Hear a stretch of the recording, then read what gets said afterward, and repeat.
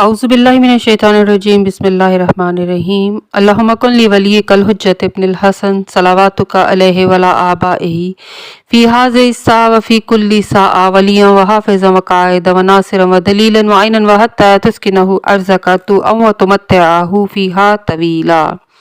अस्सलामु अलैकुम सामीन, हमारे चैनल ज़िक्र उला में खुश आमदीद। मैं आज आपके सामने इल्लामा लाजपाल हुसैन की तसनीफ़ वलायत इब्लीस से इक़्तिबास पेश कर रही हूँ, जिसका बुनियादी मकसद आपकी खिदमत में ऐसा इल्म बयान करना है जिससे लोगों में ऐसा शऊर बेदार हो कि जिससे शयातीन की चालों, हरबों और गुमराहकुन ख़यालात से बचा जाए। अगर आप इस किताब का मुकम्मल मुताला करना चाहें तो इस किताब की PDF को हमारी वेबसाइट www.idarakhatamulauliya.com से फ्री इंस्टॉल कर सकते हैं।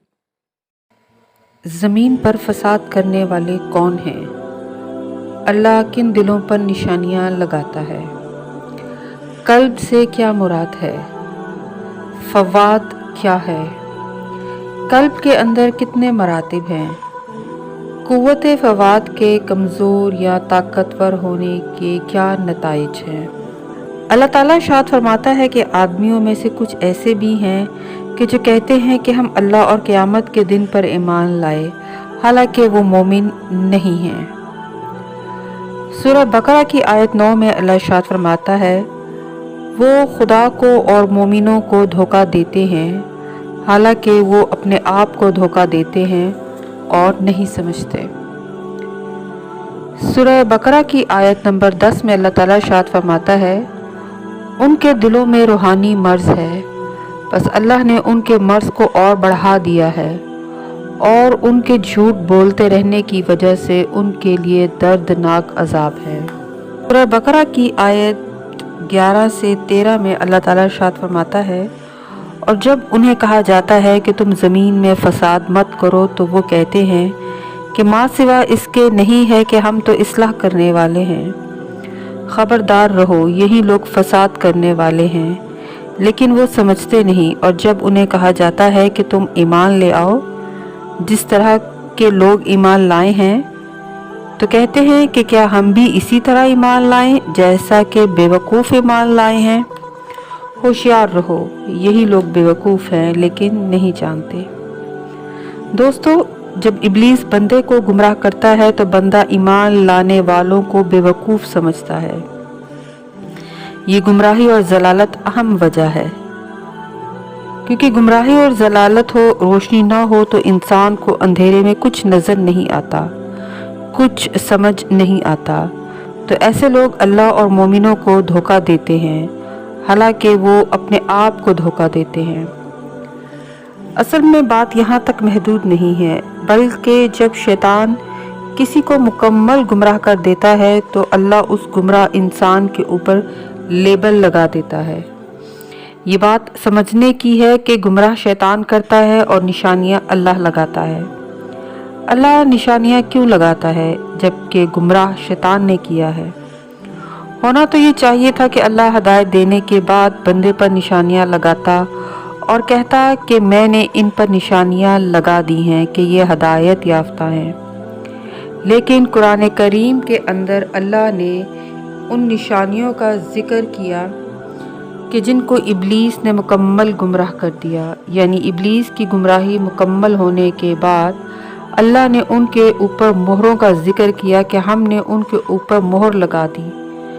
अरब में पुराने वक्तों में जब एक बादशाह किसी को ख़त लिखता या लिखवाता तो उस पर अपनी मोहर लगा देता था ताकि ख़त महफूज रहे।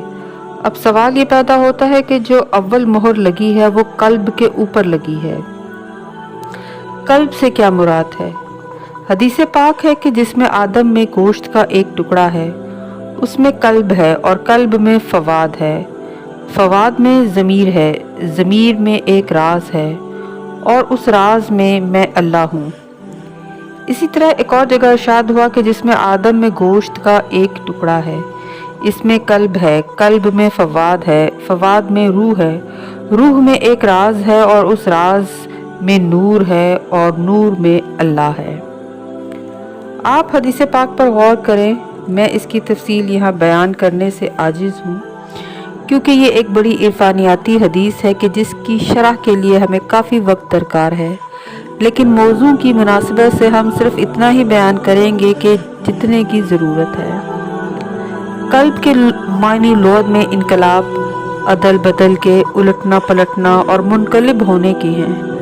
قلب کے معنی اس کے تغیرات کے حوالے سے لکھے گئے ہیں، کیونکہ قلب کے اندر کافی تغیرات پیدا ہوتے ہیں۔ اسی لیے قرآن پاک میں بھی اللہ تعالیٰ ارشاد فرماتا ہے کہ جس دن قلوب اور آنکھوں کو الٹا پلٹا جائے گا۔ دوستو، قلب کیا ہے؟ قلب سے مراد گوشت کا یہ ٹکڑا ہرگز نہیں ہے۔ قلب اگر یہ گوشت کا ٹکڑا ہوتا تو ہم نے دنیا میں ایسی مثالیں بھی دیکھی ہیں کہ ایسے بہت سارے مریض ہیں کہ جن کو کسی اور کا دل لگا کر زندہ رکھا گیا۔ لہذا قلب سے مراد گوشت کا لوتھڑا نہیں ہے کہ جو درکتا ہے، بلکہ قلب سے مراد وہ قوت نورانیہ ہے جو قلب کے اندر مضمر ہے، جس کی طرف رسول اللہ کا اشارہ ہے کہ قلب میں فواد ہے۔ فواد کیا ہے؟ اب سوال یہ پیدا ہوتا ہے کہ یہ فواد کیا ہے؟ فواد قلب کی اس قوت کا نام ہے کہ جو تشخیص حقائق کرتی ہے، یعنی حق کو پہچانتی ہے۔ حق کی پہچان کا نام فوادیت ہے۔ حدیث کے مطابق جو یہ قلب ہے اس میں فواد ہے۔ فواد کا تعلق روح سے ہے، روح کا تعلق اس راز سے ہے، راز کا تعلق نور سے ہے، اور نور کا تعلق اللہ سے ہے۔ یعنی معلوم ہوا کہ قلب کے اندر 7 مراتب چھپے ہوئے ہیں۔ جو ان 7 مراتب کو طے کر لے گا وہ اللہ کا قرب پائے گا۔ پہلا مرتبہ فوادیت کا ہے کہ جو حق کو پہچانتا ہے کہ جیسا پہچاننے کا حق ہے۔ اسی فواد کی طرف رسول اللہ صلی اللہ علیہ وآلہ وسلم نے ارشاد فرمایا کہ جس نے اپنے زمانے کے امام کو پہچان لیا وہ جاہلیت کی موت نہیں مرا، ایمان کی موت مرا، دنیا سے صاحب ایمان گیا۔ یعنی اس کا فواد زندہ ہے اور موت کے وقت اسی قوت فواد کو چیک کیا جائے گا، اور جس نے نہیں پہچانا وہ جاہلیت کی موت مرا۔ یعنی معلوم ہوا کہ جاہلیت کی موت اپنے زمانے کے امام کو نہ پہچاننا ہے، اور پہچان کا تعلق قلب سے ہے۔ قلب کے اندر مخفی قوت فواد ہے۔ قرآن مجید میں 5 مقامات میں لفظ فواد کا ذکر آیا ہے۔ سورہ ہود کی آیت 120 میں اللہ ارشاد فرماتا ہے، میرے حبیب، ہم رسولوں کی خبروں میں سے سب کچھ تم سے اس لیے بیان کرتے ہیں کہ اس سے تمہارا فواد مضبوط ہو اور اس سے تمہارے پاس حق آ جاتا ہے اور مومنوں کے لیے نصیحت اور یاد دہانی ہوتی ہے۔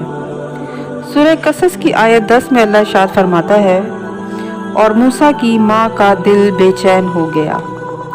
سورہ نجم کی 7 سے 11 آیات میں اللہ ارشاد فرماتا ہے، وہ آسمان کے سب سے اونچے کنارے پر تھا، پھر وہ نزدیک ہوا، پس وہ لٹک گیا، پھر 2 کمانوں کا فاصلہ رہا اور پھر نزدیک ہوا۔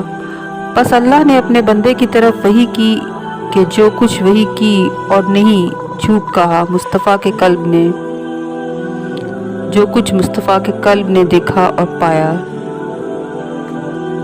یعنی یہ وہ مقام ہے کہ جہاں رسول اللہ صلی اللہ علیہ وسلم نے حجاب اکبر کے سامنے کھڑے ہو کر صلاۃ ادا کی، اور جب حجاب اکبر کو اٹھایا گیا تو قدرت اللہ کے مقام پر علی کو پایا، اور اللہ کہہ رہا ہے کہ یہ محمد کی فوادیت کا کمال تھا کہ جس نے علی کے نور کو پایا۔ یعنی یہ فواد قلب کے اندر مخفی قوت کا نام ہے۔ دوستو، یہی وجہ ہے کہ جب بڑھیا کی قوت فواد سے رسول اللہ صلی اللہ علیہ وآلہ وسلم نے حجابات اٹھائے تو اس نے کلمہ پڑھ لیا۔ یہ وہی بڑھیا تھی جو سرکار کی راہوں میں کوڑا پھینکا کرتی تھی، تو وہ کفار جو ہنستے تھے، مذاق اڑاتے تھے، اور رسول اللہ صلی اللہ علیہ وآلہ وسلم ان کی طرف دیکھ کر تبسم کرتے تھے۔ ہمیں تبسم کی وجہ تب سمجھ میں آئی کہ جب وہ بیمار ہوئی تو رسول اللہ صلی اللہ علیہ وآلہ وسلم نے اس کی تیمارداری فرمائی، اور اس کے بعد وہ ایمان لے کر آئی۔ یعنی اللہ کا نبی جانتا ہے کہ اس روح نے عالم الست میں میری نبوت کو قبول کیا ہوا ہے۔ جب اس کے قلب کے اندر موجود فواد روشن ہوگا تو پھر یہ خود ہی حق کو پہچان لے گی۔